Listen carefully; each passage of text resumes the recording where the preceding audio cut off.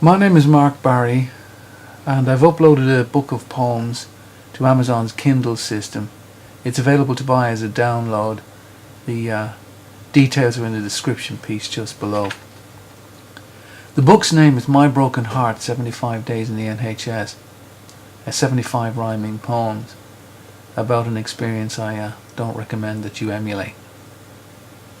I entered the British National Healthcare System on the 28th of November 2012 and left on the 10th of February 2013.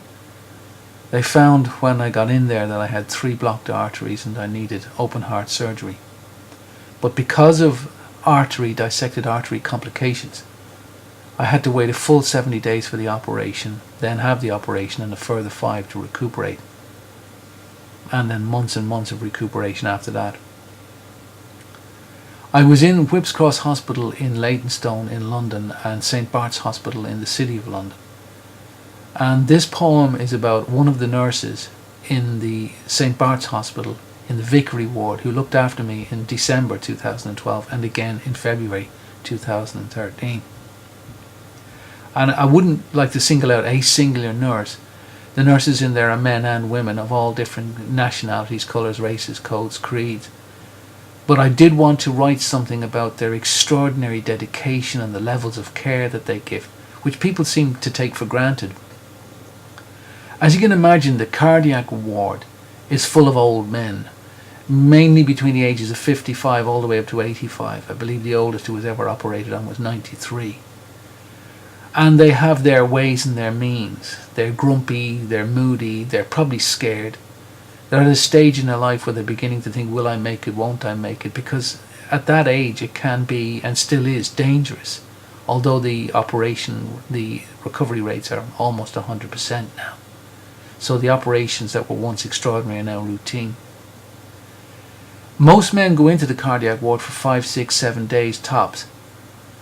I was in there for 75. So I noticed what the staff had to put up with, and they put up with a huge amount of crap.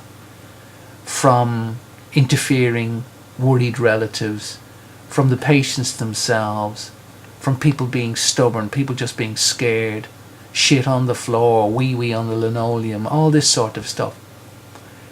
And the men of a certain age would rather not go into the showers with the female nurses for obvious reasons. So any of the male nurses who were good with the older men got pounced upon almost with their voraciousness. And this poem is about one of those guys. His name is Ali. I think his nationality is Egyptian. But he had an extraordinarily upbeat disposition.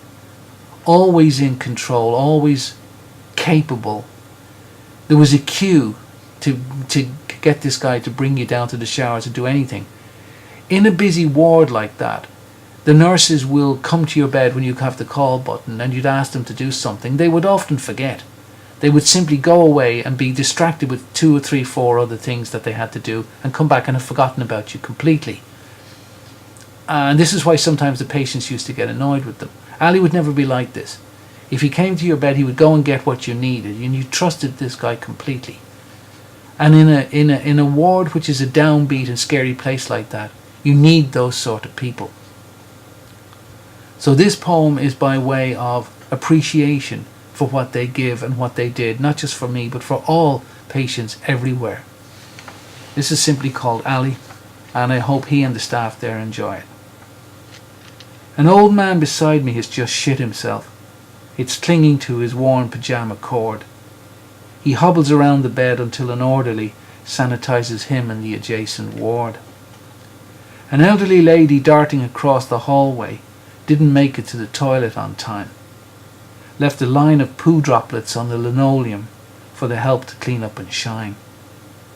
Nurse Ali has the sunniest of dispositions, staggeringly good with the older men. They trust him completely in the showers, and he has endless patience with them. This place would test the mettle of a saint, yet the pool of care never runs dry. As I see Ali push another loaded wheelchair, smiling as he and his charge go by.